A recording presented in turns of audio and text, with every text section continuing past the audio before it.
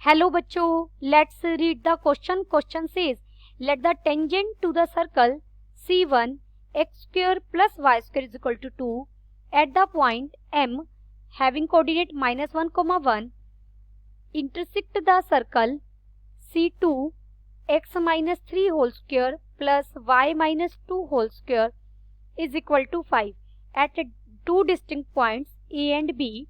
If the tangents to C2 at the points A and B intersect at N, then area of triangle ANB is equal to option A is 1/2, option B is 2/3, option C is 1/6, option D is 5/3.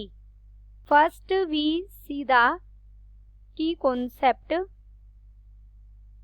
कि हमारे पास circle की standard equation क्या होती है, x minus h का whole square plus y minus k का whole square is equal to r square. यहाँ सेंटर क्या होगा, h कोमा के, और रेडियस क्या होगी, ये क्या है सेंटर, और रेडियस क्या होगी इज इक्वल टू आर. अब हमें एक C1 सर्कल दिया गया है. C1 सर्कल की इक्वेशन क्या है, x square plus y square is equal to 2. और इस C1 सर्कल की टेंजेंट है किस पॉइंट पर, -1, 1 पर. तो equation of tangent to circle C1 and point पर दी गई है एट पॉइंट M के कोऑर्डिनेट्स क्या है, -1, 1.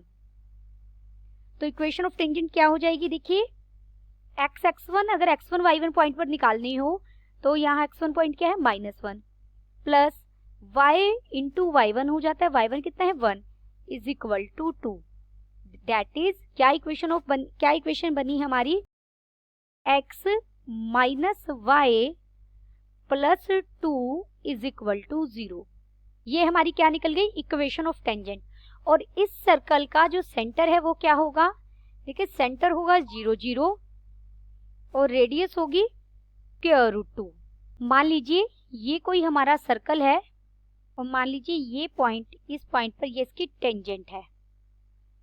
ये पॉइंट कौन सा है हमारा, M.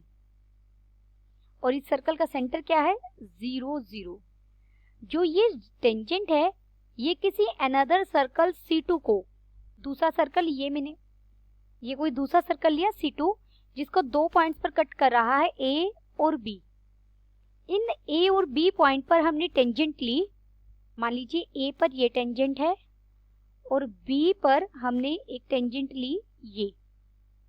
ये टेंजेंट कहाँ इंटरसेक्ट कर रही है, किसी पॉइंट N पर इंटरसेक्ट कर रही है. तो हमें इस ट्रायंगल का एरिया फाइंड आउट करना है. देखिए इसका सेंटर यहाँ होगा कहीं. ये देखिए मैंने ये डायग्राम दोबारा बनाया है, ये A और B पॉइंट है तो हमारा यहाँ कहीं सेंटर होगा. O मान लीजिए सेंटर है तो O से यहाँ मैं परपेंडिकुलर ड्रॉ करूंगी. मान लीजिए किसी D पॉइंट पर मैंने परपेंडिकुलर ड्रॉ किया तो हमारे ये रेडियस का काम करेगी. ये अगर मैं इसे O से मिलाऊं और यहाँ ये 90 डिग्री का एंगल बनेगा और ये जो O है इसे हम सीधा मिलाएंगे तो ये इस सामने वाले एंगल को बाइसेक्ट करेगा. अगर हम टोटल 2 अल्फा एंगल ले तो ये भी अल्फा और ये भी अल्फा. तो ये कितने डिग्री का हो जाएगा, 90 डिग्री का है. ये एंगल कितना हो जाएगा, 90 डिग्री माइनस अल्फा, ये वाला एंगल बनेगा आपका. तो ये एंगल कितने का बन जाएगा, क्योंकि देखिए ये रेडियस इस टेंजेंट पर परपेंडिकुलर होगी. पूरा एंगल 90 का, ये 90 माइनस अल्फा है तो ये एंगल अल्फा बन जाएगा. इक्वेशन ऑफ टेंजेंट हम निकाल चुके हैं. ये ए बी जो लाइन, जो पूरी लाइन है टेंजेंट ए बी, उसी दूसरे सर्कल की कोड बन रही है. ये सेंटर इसका 0, 0 था. ये पॉइंट M था हमारा -1, 1. ये C1 सर्कल है और ये C2 सर्कल है. सिर्फ सारा काम C2 सर्कल का है, C2 पर बेस्ड है हमारा. तो हमने लेट जो एंगल ANB, पूरा एंगल कितना लिया था 2 अल्फा लेट किया. देयरफॉर एंगल OAD, ये एंगल कितना हो जाएगा, अल्फा हो जाएगा। नाउ अब हम OD लेंथ फाइंड आउट करेंगे। OD क्या है, जो आपने परपेंडिकुलर ड्रॉ किया है, किस लाइन पर ड्रॉ किया, उस लाइन की इक्वेशन ऑफ टेंजेंट हमने यहाँ फाइंड आउट की थी पीछे, x minus y plus 2, x minus y plus 2 is equal to 0। और O के कोऑर्डिनेट्स क्या हैं, O के कोऑर्डिनेट्स हैं 3, 2। तो यानी x की जगह हम 3 रखेंगे और y की जगह 2, 3 माइनस 2 प्लस 2 हो जाएगा, divided by square root of x के कोएफिशिएंट का स्क्वायर यानी 1 प्लस y के कोएफिशिएंट का स्क्वायर यानी 1 इज इक्वल टू, इसे आप सोल्व करेंगे, ये हो जाएगा 3 बाय स्क्वायर रूट 2। तो OD लेंथ हमें मिल गई। अब ट्रायंगल AOD में, ट्रायंगल AOD में हम क्या करेंगे, पाइथागोरस थ्योरम लगाएंगे। ट्रायंगल AOD में OD square plus AD square equal हो जाएगा AO स्क्वायर के। दिस इंप्लाइज, यहां से AD निकल जाएगा, AD हो जाएगा स्क्वायर रूट ऑफ, देखिए जो AOA है वो है आपका OA कितने हैं, 5, OA स्क्वायर 5 हो जाएगी, माइनस ये हो जाएगी 3 बाय स्क्वायर रूट है तो 9 बाय 2। तो यहाँ से AD हमें मिल जाएगी 1 बाय स्क्वायर रूट 2। AD कितनी मिल गई हमें, AD दोबारा लिखती हूँ मैं, AD हमें मिली है 1 by square root 2। This implies, देखिए टेंजेंट अल्फा, टेंजेंट अल्फा किसके इक्वल होता है, परपेंडिकुलर बाय बेस के। परपेंडिकुलर क्या है हमारे पास OD और बेस क्या है यहाँ पर AD।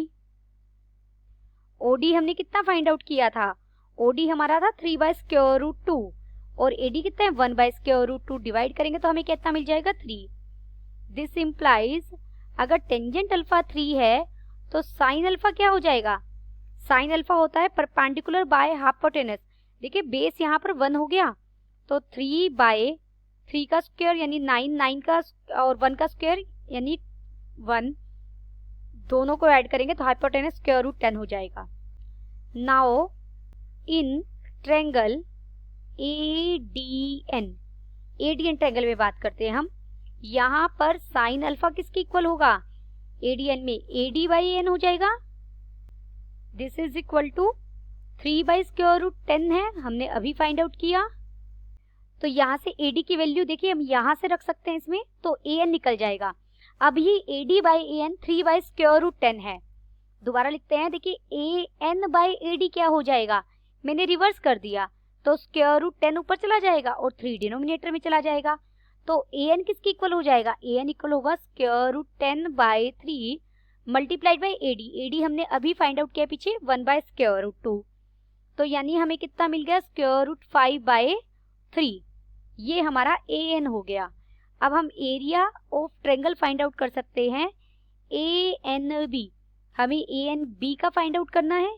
ANB का एरिया क्या होगा 1 by 2 cross AN cross BN, AN और BN तो बराबर है यहाँ हमारे, और multiplied by sign of angle between these two side जो 2 अल्फा है, तो ये हो जाएगा 1 बाय 2, AN कितना है स्क्वायर रूट 5 बाय 3, तो BN भी कितना होगा square root 5 by 3 multiplied by sine 2 alpha, इसे मैं लिख सकती हूँ 2 sine alpha cos alpha.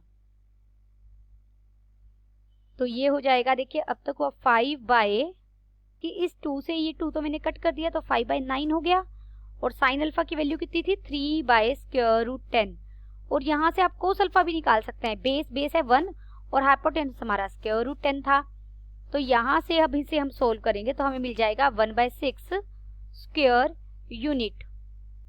1 by 6 square unit हमारा कौन से ऑप्शन में है, सी ऑप्शन में।